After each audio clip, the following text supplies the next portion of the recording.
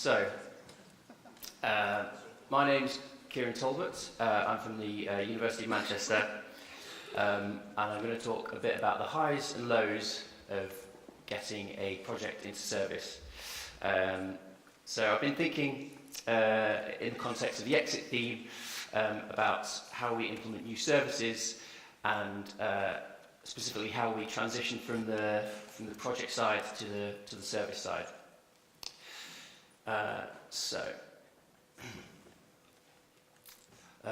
As Karen said the other day, it's important to have context. So I work at the University of Manchester. It's a research intensive university, so we consider ourselves a research library.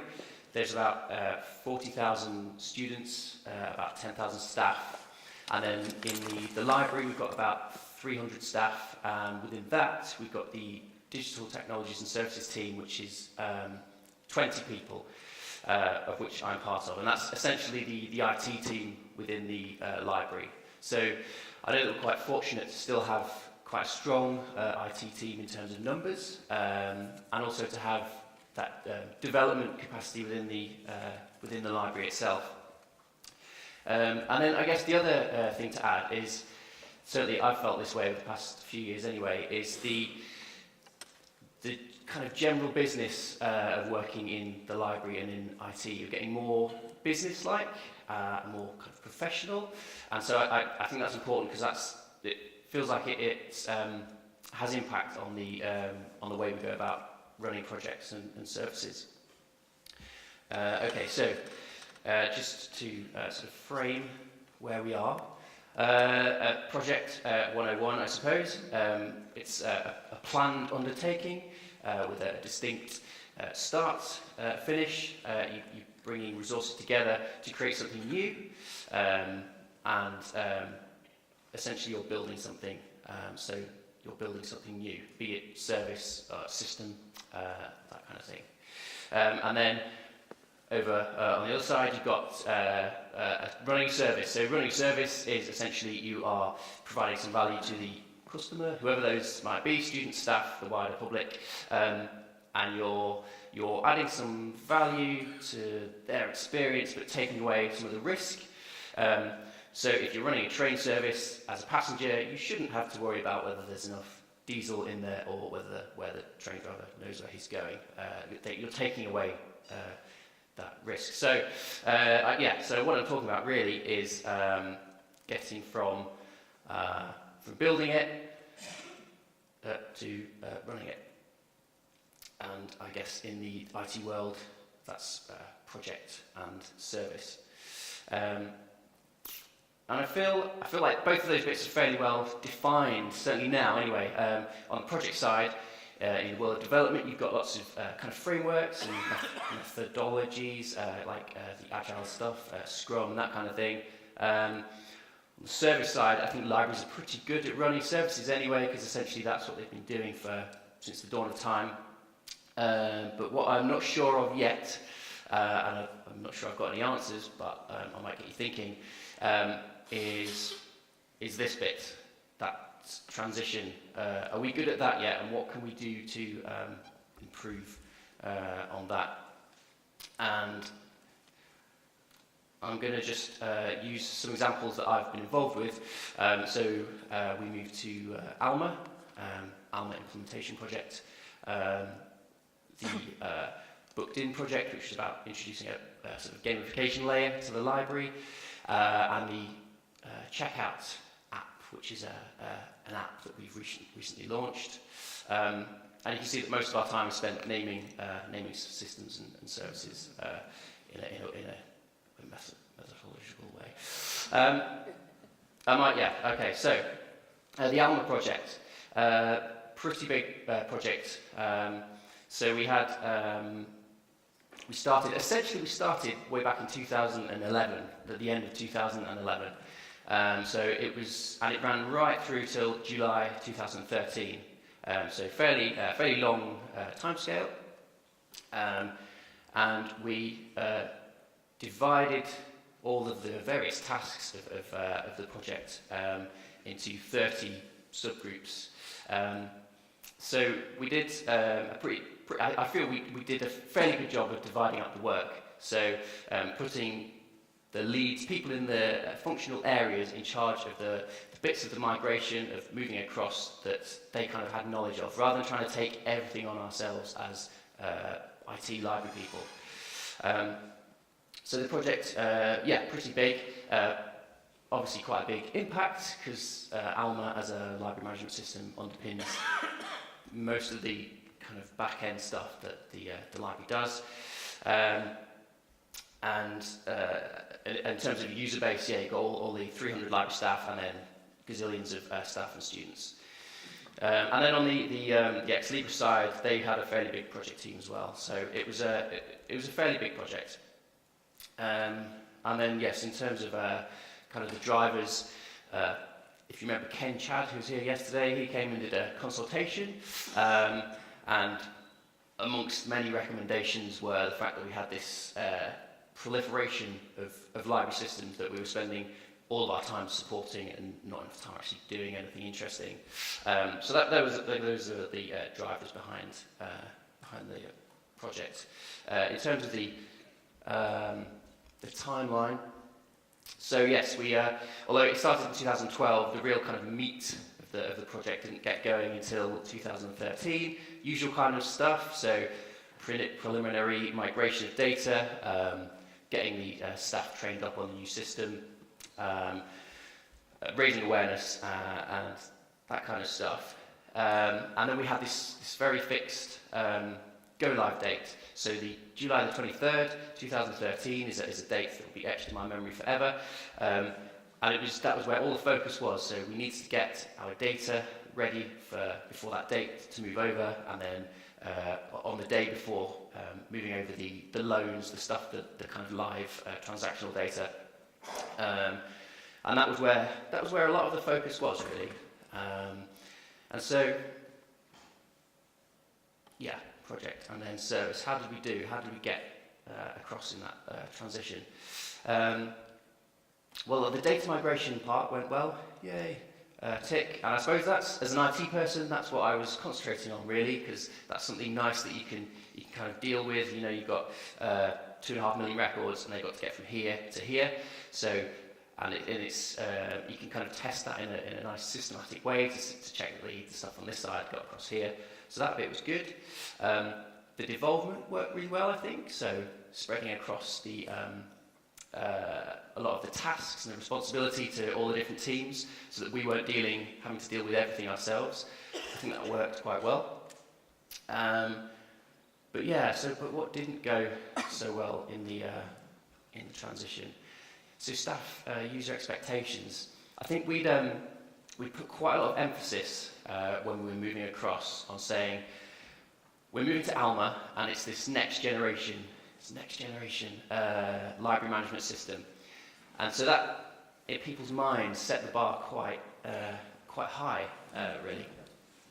What we perhaps didn't put as much emphasis on as we should have done is that we're moving to this next generation LMS that's in development. We are early adopters, so there might be things that you can do at the moment which you won't be able to do after July the 23rd. So I think we didn't quite get that user expectation level set correctly, if I'm honest. So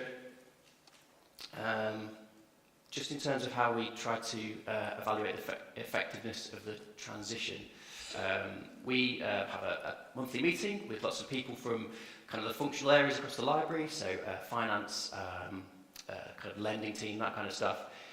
And so what we did is we tried to evaluate post-go live in that sort of transition period, where they were in terms of having, how close they were to the service that they run being business as usual, based on how many issues they had and how many workarounds that they were using. So how much stuff were they doing outside of Alma that really should have been happening inside of Alma? You can see this from fairly early on, so probably back in 2013. Acquisitions, they were pretty happy. We were pretty happy with the analytics. Fulfillment, yeah, they weren't that happy. There was a lot of problems with the kind of integrations with the self-service. And then the resource sharing, which is the document supply or interlibrary loan team, you see they weren't happy at all. So they, at the time of launch, they weren't able to really use anything in Alma. So they were using spreadsheets, and they were issuing all of the books to a single person, and all this kind of craziness. So as time went on, things improved. So functionality improved, and we managed to get more people on using Alma in the way that we kind of anticipated. But what we didn't do is probably set those expectations early on. And I guess just to compare it to another project, we're potentially going to start redeveloping the main library in a kind of building sense. And even now, even though the building won't start until like next year, we're already anticipating and planning for the fact that a lot of our kind of student scores may take a hit. And I don't think we did that with Alma. I don't think we took that into consideration. We just thought, yeah, we're on this kind of upward trajectory. So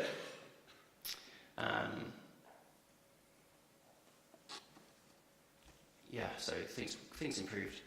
But I started to notice, and this was a year later, I noticed these Parma meetings in people's calendars, which I didn't know about. No one told me about. What's this Parma group? You guys planning? What's this Parma stuff? Planning some trip without me that I don't know about. And what it was is I just asked somebody. I said, "What's this Parma stuff? What's this Parma group thing?" And Parma was post Alma. And I hadn't been invited to this post-Alma party. So the staff, the teams had essentially taken it upon themselves to look at their own workflows and try and get the best out of the system that we'd moved to without us prompting us being library IT people. And on the one hand, I thought, wow, that's great. You guys are kind of doing this off your own back. On the other hand, I kind of wish we'd seen that, because then we could have planned for it and actually got involved and done some kind of more rigorous kind of business analysis kind of stuff. So so that was one impact. The other one, so the staff expectations were set high. On the flip side, some didn't really know what was going on. So people were asking me, so Talis was our legacy system. They were saying, so how do we log on to Talis now? And clearly I hadn't got the message across that there was no more Talis. Talis is gone now. People were still asking how they were going to be able to log on.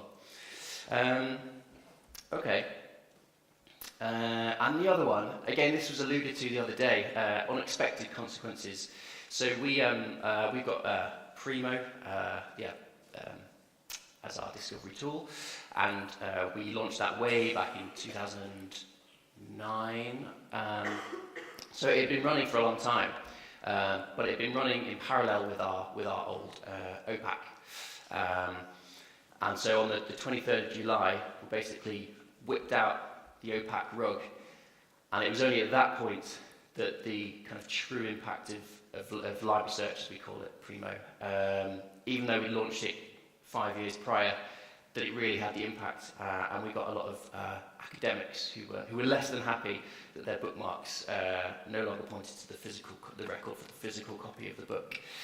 So this is something we should have seen. We should have seen that coming, and it meant that we were reacting as opposed to being able to put out positive messages. We were having to kind of pick up and try and fix things, which was obviously not great.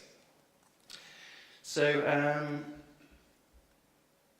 I think in terms of the Alma implementation project, kind of to sum up, we concentrated a lot on the go live date, so everyone knew about that date.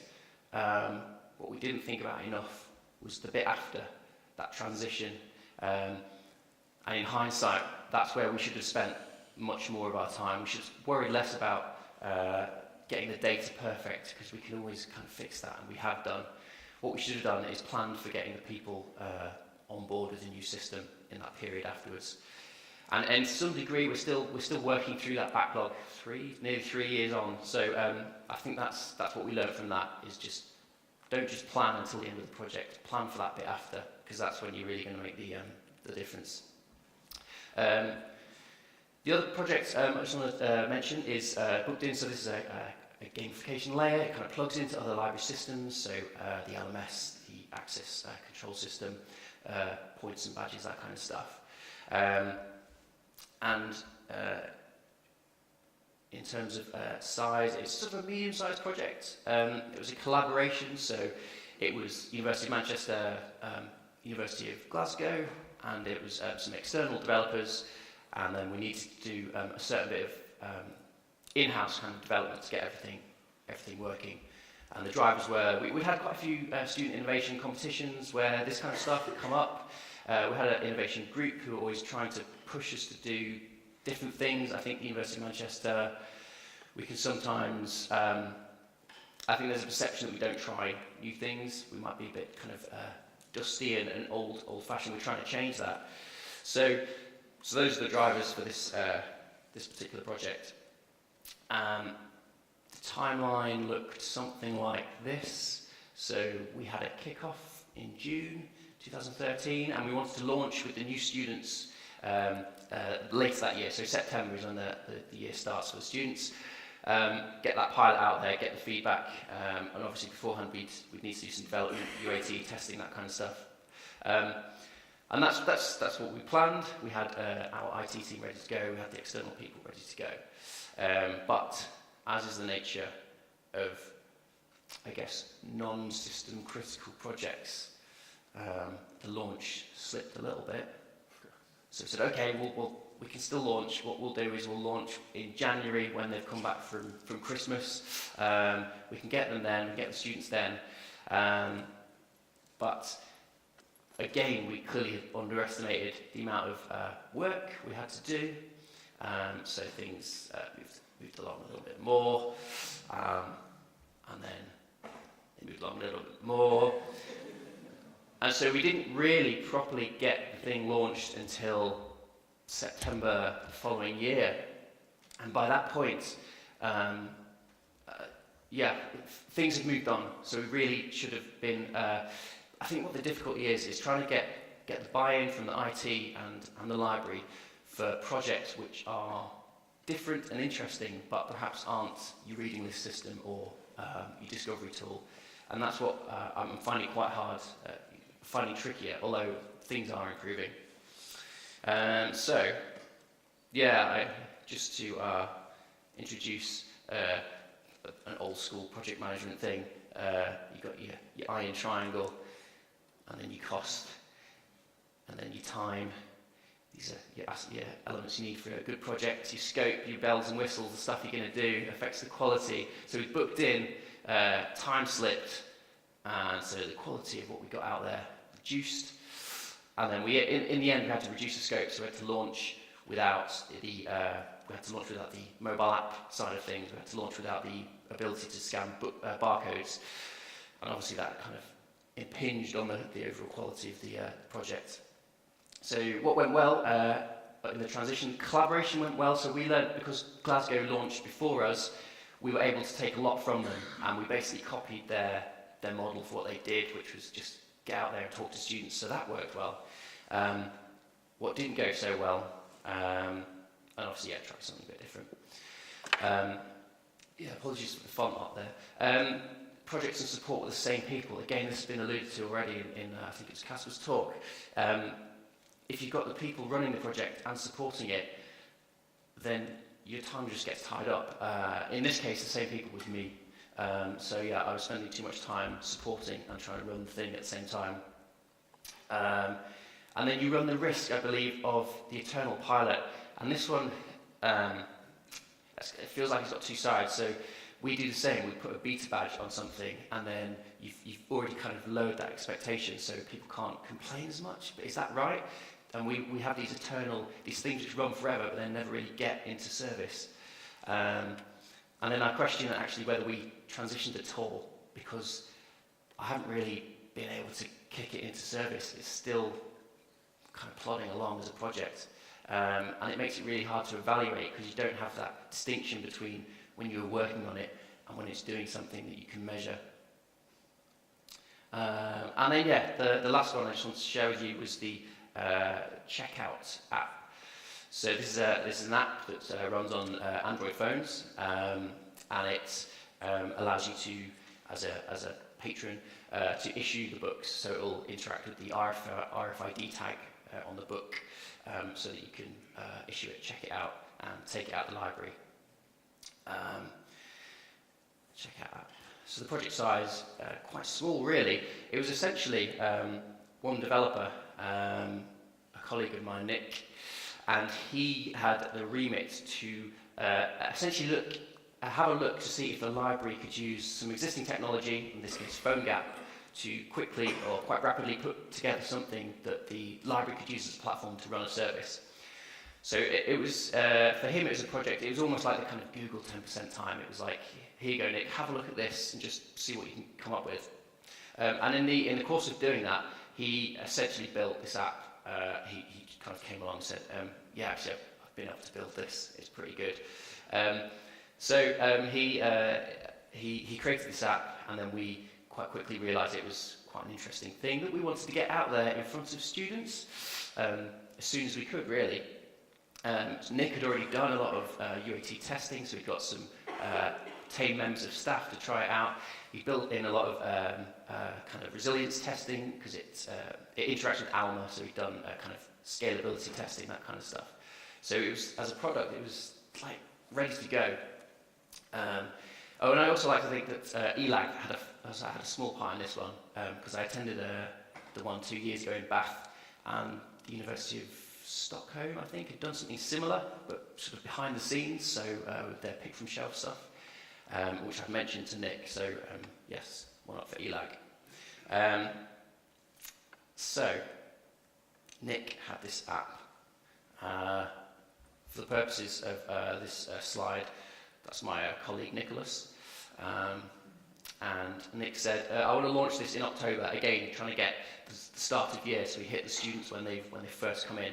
So yes, and I was kind of on the edge of this project in involvement. So I said, so I spoke to Nick. I thought, well, I better give him as much information as I can based on what I know from the booked-in project. So Nick said, yeah, I want to launch this in October. Great. Okay. You'll need to raise an RFC, a request for change, to get it through IT services. Okay, great. That's no problem. You'll also need to get the icon approved for by the marketing and communications team. The icon. Yeah, you need to get the icon approved. Okay. You need to get the terms and conditions approved. It doesn't have any. It will have terms and conditions. So you have to create some terms and conditions and get those approved by the lawyers in our central team. You've got to put in a request to get IT services to upload the app. Okay, we'll do that then. And you've got to get the screenshots approved, and you also need to get the marketing team involved. So what seemed like a fairly simple thing, all of a sudden, developer Nick has got to go through all these hoops, this red tape, just to get his app off the ground. So these are kind of like stealth deliverables that may not have been obvious before at the beginning of the project. So yeah, in this case, time was knocked, and it had an impact. Technology moved faster than our slow-moving procedure, because Google released an update which kind of killed some of the RFID stuff. Because Nick was wading through all these kind of approvals, he wasn't able to keep on top of the development. He's fixed it since though. So what went well? We launched something pretty unique. What didn't go well? Technology moves a lot faster than all of this red tape, all of these policies. So yeah, does it all matter? I think it does. I think if you don't get that effective transition, you lose confidence, and it takes a lot to get that confidence back. I mean, we have staff who kind of add in a roll of the eyes when they use the name of a system or a service, and that's not good, and it's hard to change. I think we can suffer from the eternal pilot, and then the difference of support models from the project side to the system side. I don't think we get that very cleanly. So people don't, because we haven't trained them to know the difference. You can get bound up supporting a project in kind of project mode as opposed to being able to hand it over. And there's stealth deliverables like all these rules, this red tape. And for me, I don't know if you feel the same, but I think this is how I sometimes feel, is that you've got all these plates that you're just trying to keep spinning at the same time. And it feels like that's happening more so now in the past couple of years. And we're in this kind of tension where we're trying to juggle the library, and then we have to deal with IT, the central IT team, who treat us as a customer. So our requests are prioritised, perhaps not in the way that we want them to be. And then obviously dealing a lot with third-party suppliers who've got their own kind of mission, and then we're somewhere in the middle trying to juggle it and pull these things together. What can we do? I think we need to be more clear on what we're handing over, rather than sort of handing over a ticking box to support and going, there you go. We need to be clear on who will steer the service. I think I'm quite keen on actually people who kind of steer the service being different from the people who are running the project. As difficult as it can be to let go of that, I think they bring kind of new ideas to it. Involving the relevant people early on, I think is kind of a no-brainer. Challenge the stuff, so I think we're going to have a rethink of the way that we have to get these apps released, because it was a nonsense to go through all of these kind of hoops. Some of them are sensible, don't get me wrong, UAT and testing and everything, but like approval taking months, it's not good. And then this is one thing our IT services team have actually done, and I don't know if it would work in the library. I don't think it would, but just as a point of interest. So this is the central IT team, had a new director, and he decided to essentially, and this is how you reshuffle an organisation if you want to give it a go. He did a distinct separation of the people who were working on the build side to the run side. So the developers could concentrate on doing what they do best, which is make interesting things, and the support staff can concentrate on what they do best, which is supporting these things. And so they're putting a lot of effort now into that middle bit, that transition, which I'm going to try and take the best bits from. So in conclusion, I don't think we're bad at that bit. But to get that bit better, I think we should think about the bit after at the beginning. Now, so effective transition, happy people, happier service. Sorry, my font's run off the edge. And I'm just going to, because we might just have enough time, since I mentioned the checkout app, and because it's interesting in terms of it may be able to exit self-service machines, they're very expensive. Let's just see if we can get this up here. This is just the app. I can kind of pretend that I'm doing this. So yes, you've got it on your Android phone. You can check. Are we playing there? We paused. So this is my phone. I've got a book here that I want to borrow in a second. It's not playing, is it?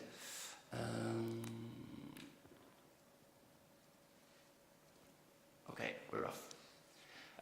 These are my current loans. I can have a look through.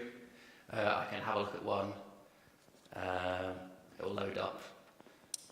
I could renew it if I wanted to. And then, yes, just checking out the current loans on the phone. And then the interesting bit really is the ability to scan the tag. So all of our books have got the RFID tag in the back. And then I can take my phone, basically hold it against it, check out, and it will take the security off the tag. It'll talk to the Alma API and issue it against me. So that was just a little demo there. And if anyone wants to kind of talk to me about this afterwards, then just grab me outside. So yes, in conclusion, thanks.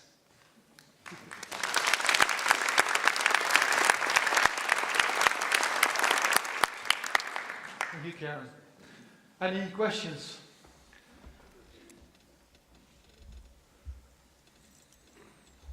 Well, I have a question. I think you made a good point that the project is not finished when the live dates there.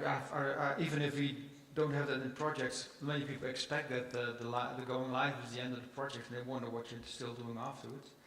But you were saying that you underestimated user expectations for the Alma project. Was this because of something you just didn't think enough about, or were also a lot of insecurity of what to expect by the IT people?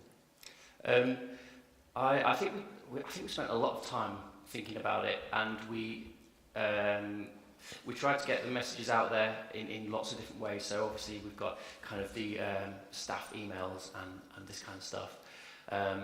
And we did a good job of reaching people who were involved with the project. So as I said, we kind of spread around the workload. But what we didn't do is really get to the people who weren't really involved and who were perhaps just doing their day-to-day job, which is fine, but they weren't kind of didn't have an overview of what was going on elsewhere outside of their department, really. So yeah, in hindsight, we should have been more, I don't know, not aggressive, but just more making people understand what was changing. I think because we've been on the old system for so long, Talis was inseparable from being a library management system. It was like the ground. It was just, and to say that we're changing this is kind of a hard concept. I think can be a hard concept to grasp. Okay, thanks. Any other questions? There, someone over there. Christian Larsen, Copenhagen University Library. First of all, thank you for an excellent talk. I think that every conference we've had talks like this, where you go down into a project, process, and pinpoint what went wrong and went really well. It was really rewarding for me to listen to, so thank you for that. My question is, if you should point at one single thing that you would have done different in the process, what would it have been?